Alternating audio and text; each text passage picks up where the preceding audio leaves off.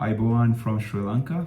I thought I'd give you a quick update regarding yesterday's unfortunate Cinnamon Air Gregory Lake floatplane or seaplane crash incident.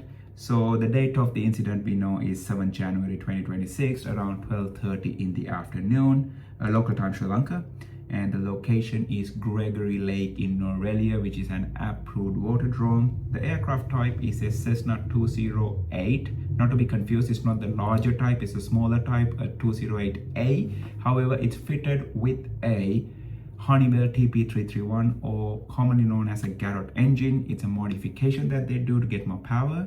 And also it was fitted with a Whipline 8000A set of floats. Just for information, the year of manufacture of this aircraft would be 2003. The persons on board is just the two pilots, no passengers on board. Seems like the aircraft was coming to pick up some passengers from Nuwara Eliya back to wherever it was. As far as injuries are concerned, both pilots were injured and hospitalized. They were safely rescued, no fatalities. So according to the ICAO Annex 30 classification, this falls under an accident because the pilots were hospitalized, which claimed injured, and then the aircraft sustains major structural damage, as you could obviously see from the videos. So what are the next steps that's going to happen?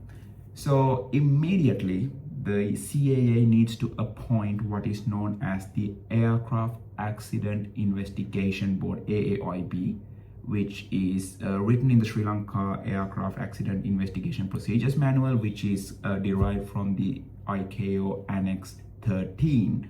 And having a look at it, the panel ideally should consist of, from their guidelines, a seaplane specialist, Cessna 208 Caravan aircraft type specialist, also a Supervan 900 specialist, which basically means the aircraft type that it was given once this engine, which I mentioned, was fitted. So you need to understand this is not a factory rollout and aircraft.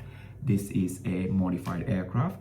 A meteorologist or meteorology specialist, because there were winds, and also this is a high altitude situation around about 6,800 feet from mean sea level.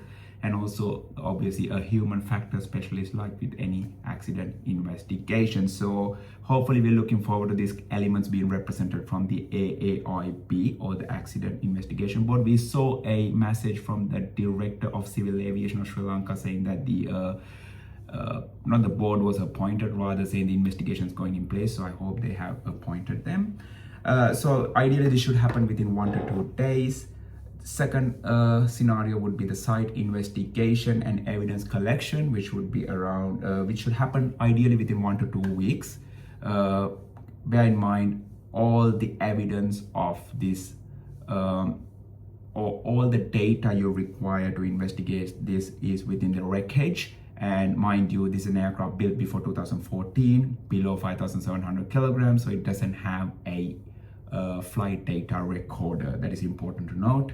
Then we will have the preliminary report issued per the guidelines within 30 days, and then the final report to be issued in 12 months. So we look forward to a great preliminary report, and hopefully see you back in 30 days with the preliminary report to understand what actually happened, what kind of things we can study or analyze out of this.